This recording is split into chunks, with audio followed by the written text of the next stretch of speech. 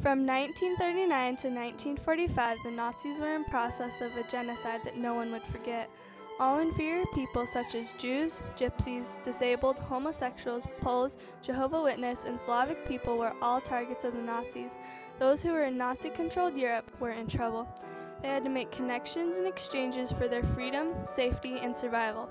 Those who couldn't escape the country had to seek out new ways to survive the years of the Nazi invasion. In this documentary, you'll walk through the Holocaust and the years of suffering, hiding, and escape, and explore how yesterday's power is today's bullying. In 1933, the Nazi Party took power and Hitler was named the Chancellor of Germany. Hitler began to encourage discrimination towards Jews and other populations. Many Germans participated and even stood by as anti-Semitism grew. People were encouraged not to support Jewish businesses.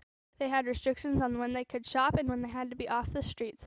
Jews were forced to purchase the Yellow Star of David with their own money and wear it wherever they went. Imagine how embarrassed we were when we had to go outside. People looked at us wherever we went.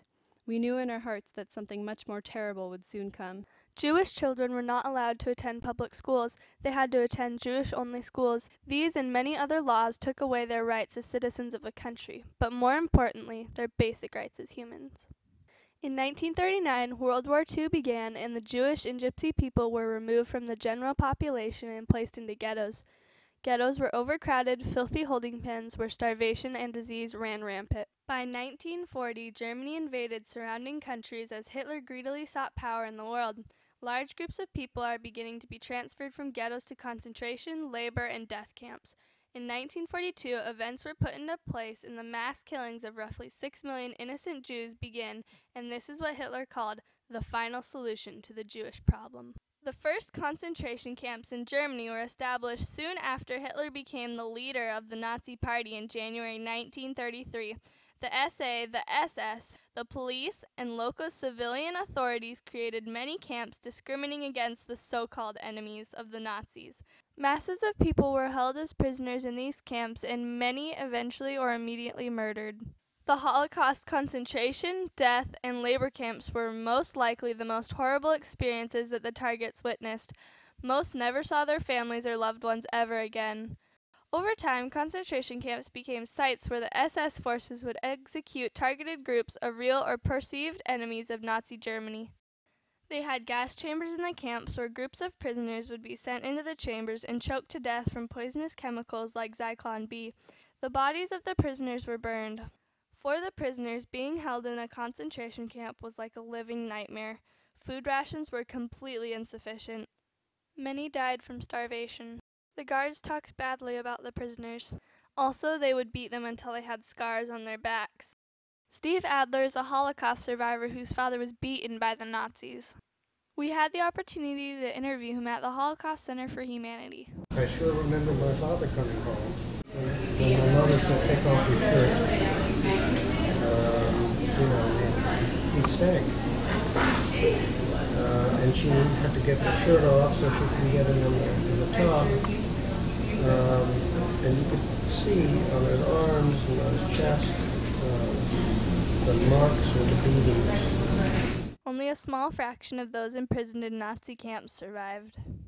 Families and individuals among those affected would go into hiding so that they would not be captured, murdered, or put into the camps. They explored many strategies of adapting to new challenges that they faced while in hiding, such as getting access to food, water, and supplies. People would hide for weeks, months, or even years in some of the most uncomfortable, cramped, dark places where they were forced to hide in fear of the Nazi soldiers discovering their whereabouts. Anyone who was caught hiding Jews or other targets of the Nazis would be executed, but people helped them anyway, risking their lives because they knew it was right. They would not be bystanders. As Germany and other countries closed their borders, one of the last hopes of escape was through the kinder transport. The British government didn't want to accept refugees, but agreed to take 10,000 children ages 17 and younger. In March 1939, Steve Adler was sent by train to Hamburg, Germany to join a kinder transport and went to England by boat. Steve shares some of his experience of flight and lets us have a peek in his life when he was just 7 years old, alone, leaving everything and everyone behind and literally disappearing from the Nazis in his homeland. I don't know what my mother or father did to arrange for my departure. The kids who went on the kinder transport, in most cases, never saw their parents again. My mother taught me one sentence in English because she felt I needed something. She was a practical woman, and this was a very practical advice. Where is the WC? Where is the bathroom? And my father's uncle was supposed to have met me. He wasn't there. You know, so if you promise children something, do it.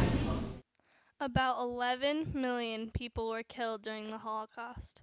About 1.1 million were children, and 6 million were Jews. In 1945, when the Holocaust ended, there was only a little over 3 million survivors. Another survivor that we got a chance to meet was Noemi Bon. Noemi tragically lost her grandmother, mother, younger sister, and baby brother at the camp where they were separated, and the four of them were sent to the gas chambers. The common message from all Holocaust survivors we met and spoke with, including the two we interviewed, was their experiences were like victims of bullying. When they teach others about their trials in the Holocaust, they explain that one person taking a stand against bullying could prevent it from escalating to genocide. But how could something like bullying lead to the Holocaust? The Anti-Defamation League created a pyramid of hate explaining how bullying is a foundation for genocide. After Germany's loss of World War I, there was an environment of hatred towards Jews that Hitler could build on. Hitler and others in Germany accused Jewish military leaders of being traitors, communists, and starting the war. Europe used the Jewish people as a scapegoat. Hitler had his own biased opinions about Jewish people. After failing art class, he blamed his Jewish teacher, and he blamed a Jewish doctor for the death of his mother.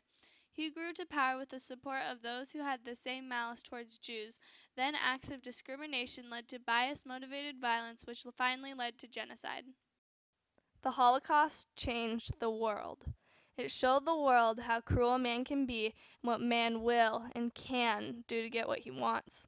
Hitler said, I do not understand why man cannot be as cruel as nature. Power changed the world. It changed individual and family lives as well as community, country, and world views.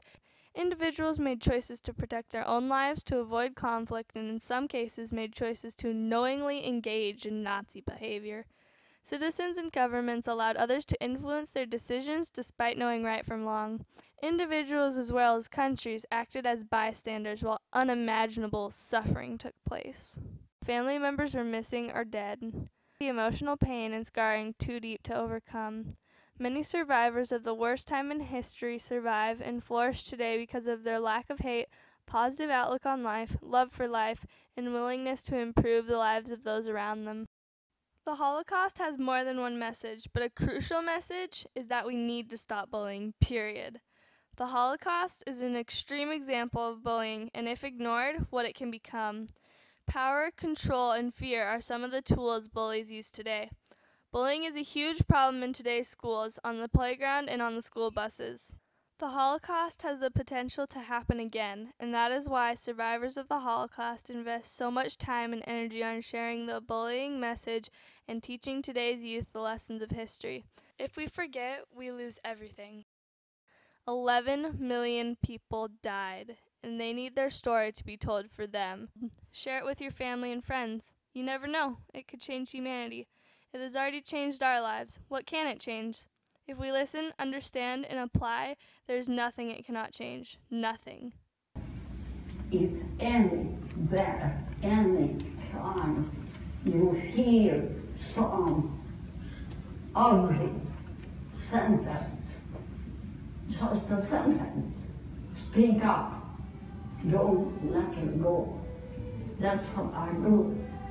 Noemi and Steve talk about bullying because they know its importance today, and now you do too.